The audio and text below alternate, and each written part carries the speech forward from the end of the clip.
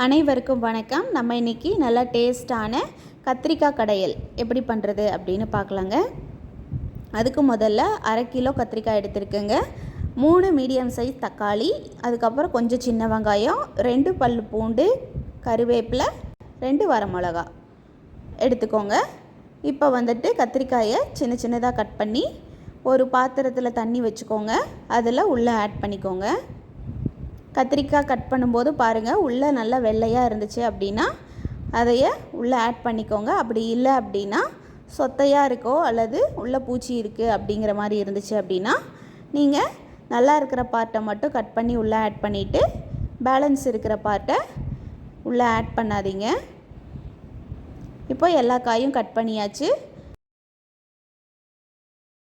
இப்போ ஒரு குக்கரில் தேவையான அளவு எண்ணெய் விட்டுக்கோங்க. எண்ணெய் காஞ்சதும் கொஞ்சம் கடுகு போட்டுக்கோங்க. கடுகு பொரிஞ்சதும் சின்ன வெங்காயம், பூண்டு, கருவேப்பிலை, வரமிளகா எல்லாம் ஆட் பண்ணி நல்லா கலந்து விட்டுக்கோங்க. வெங்காயம் நல்லா பொன்னிறம் ஆகணும்.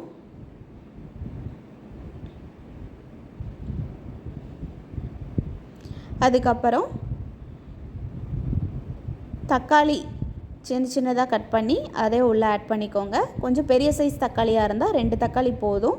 நான் மீடியம் சைஸுங்கிறங்காட்டி 3 தக்காளி எடுத்துருக்குறேங்க. அதை உள்ளே ஆட் பண்ணிவிட்டு லைட்டாக கலந்து விட்டுக்கோங்க. அதுக்கப்புறம் 1/2 ஸ்பூன் மஞ்சத்தூள், தேவையான அளவு உப்பு, 1/2 ஸ்பூன் மிளகாத்தூள், 1/2 ஸ்பூன் மல்லித்தூள் ஆட் பண்ணிவிட்டு நல்லா கலந்து விட்டுக்கோங்க. தக்காளி வெங்காயம் கூட மசாலா நல்லா மிக்ஸ் ஆகிற மாதிரி நல்லா கலந்து விட்டுக்கோங்க.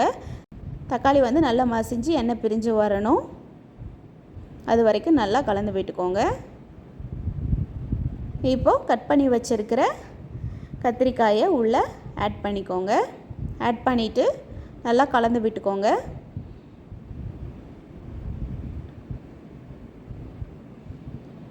கலந்து விட்டு ஒரு 5 நிமிஷம் மீடியம் ஃப்ளேமில் வச்சு குக் பண்ணிக்கோங்க.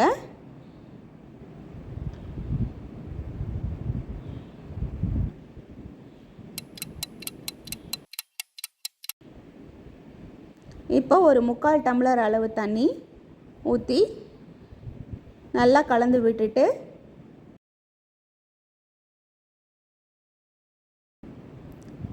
மூடி போட்டு மூடி வச்சு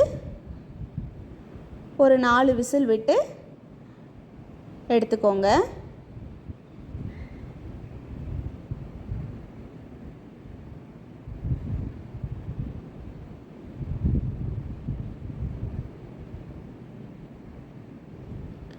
இப்போ விசில் போனதும் குக்கரை ஓப்பன் பண்ணி நல்லா கடைஞ்சி எடுத்துக்கோங்க.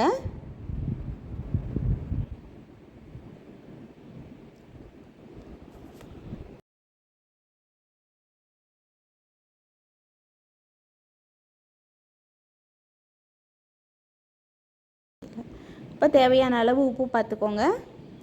உப்பு பார்த்துட்டு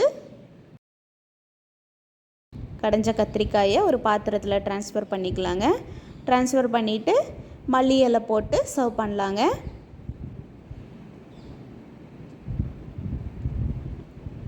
இது கூட நீங்கள் இட்லி, தோசை, சாப்பாடு இதெல்லாம் வச்சு சாப்பிடலாங்க.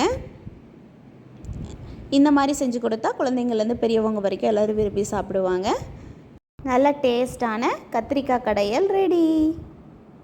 இந்த வீடியோ உங்களுக்கு பிடிச்சிருந்தா like, share and subscribe. Thank you for வாட்சிங்.